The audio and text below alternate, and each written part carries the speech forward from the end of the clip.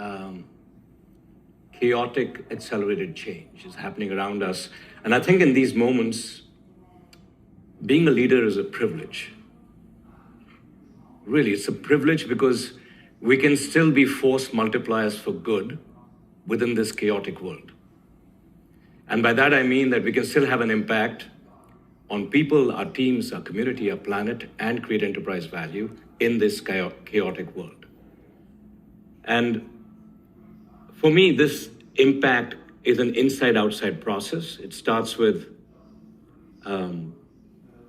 self-reflection, managing of self, then building trust with other people, and then finally impacting the world. So I want to unpack that a little bit. So I want to give you today 6 daily micro habits to unlock a mega future. He's a communicator, huh? Ah. So six daily micro habits, things you can do every single day as you prepare to take on this chaotic world.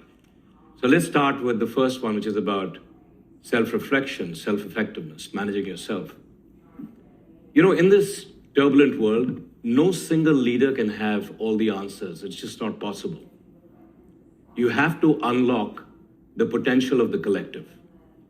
That's a different way of leading. And therefore, the first micro habit is one of empowerment, which we all have heard, but I'm going to demystify that for you with one very simple habit. As leaders, we need to speak less. Hold the silence. Speak less. The moment you speak less, you allow for the other people to actually step in and grow. And even though I knew this intellectually, it found it very hard. Because as leaders, you're meant to have a point of view and, you have the positional authority and you walk in and you're supposed to sort of know what to do. So I came up with this metaphor of having 3 marbles in my pocket.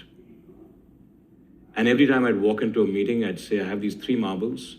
Every time I speak, I lose 1 marble. So I would pause and say, is it really important that I talk about the colors on the bathroom wall? Or can I let this one go and hold my marbles for something that is more important? Now, you may use this metaphor. I think some of you, I would argue, have many, many marbles in your pockets. Please give them away. First off, and keep about 3. 3 is a good number. And then as you walk into meetings, just practice this. Even in your personal lives, with your family, speak less. Enjoy silence. Forces you to listen more. So that's the first micro habit. Moving on from personal effectiveness, you come into this trust building with other people. And to me, trust is built on 2 components. One is competence. You have to be skillful, and then character. Competence to me is about learning new skills. And I would say the second important micro habit is spend at least 30 minutes a day learning and loving AI. It's going to come. You may as well love it.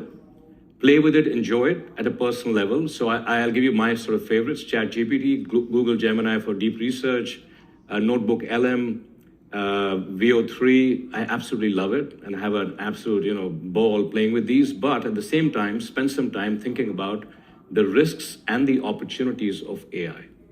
How AI is not an end in itself, it's a means to an end. And deepen your knowledge on that. So that's the second important micro habit, which is about spend some time learning and enjoying AI. Let's move to character. To me, character is about consistency, which is consistency of behavior, which comes from having clarity of values. And I think the 2 most important values for this chaotic future, and you spoke about that, one is courage. And courage is to focus on what you can control, not on what's happening to you. So therefore, number 3 micro habit is about courage, where anytime you feel overwhelmed, you remind yourself on a daily basis and say, okay, let me cut the noise out. What is it that I can do? and not live in this world of being a victim of what's happening to me. And especially now, like there are many moments when I feel overwhelmed with all the stuff that is going around us.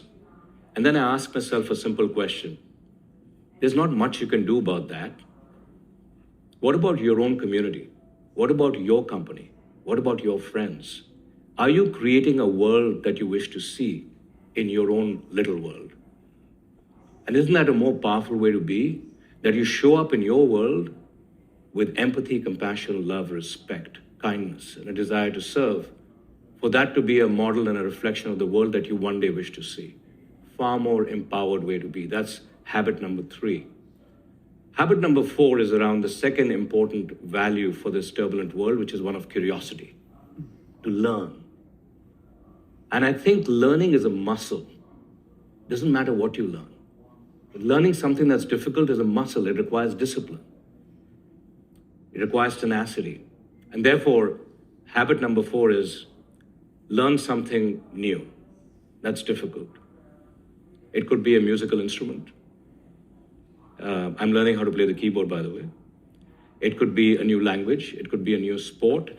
Choose anything that you want, that you're sort of, inspired by, have found it difficult, and embrace that and learn it. So recently, I'm sort of was very envious of my son's success in his musical career.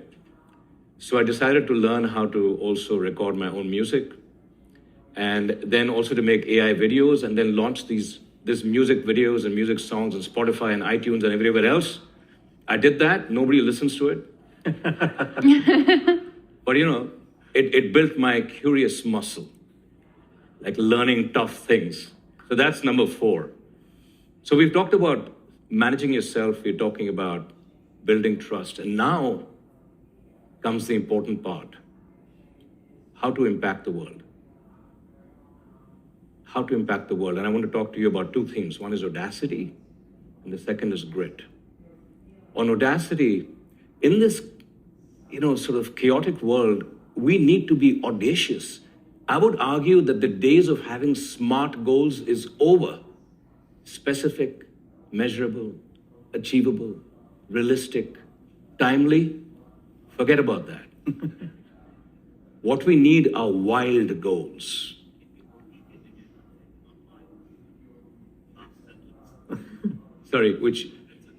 Wild goals are wicked, illogical, disruptive goals.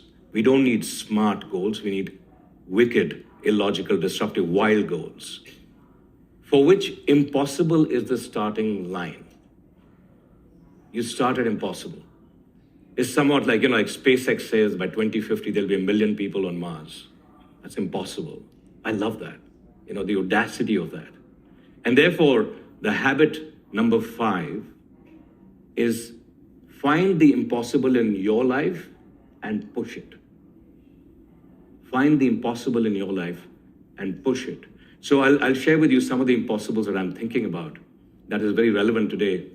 Globalization versus national identity. It's a contradiction, seems like an impossibility. Can we push through that? For companies, the conflict between profit and purpose seems like an impossibility. Push through that. At a human level, I want to be authentic and I want to adapt. Contradictory, push through that. So habit number 5 is to find your impossible and push through it. And finally, the 6th one is grit. We really need grit, tenacity, an ability to keep sort of at it, irrespective of what's happening to us in this turbulent time. And grit is about never giving up. But here's a way, this is the micro habit number 6, how to practice grit every single day. It comes in these moments. You're in the gym, it's that extra, that one last one. It's the extra 5 minutes on the treadmill that you just don't want to do. It's reaching for the salad when your heart says go for the steak. In those moments, you do something because you don't want to do it. You do something because you don't want to do it, is how you build that muscle of grit. So those are my 6 micro habits, daily habits for a turbulent future.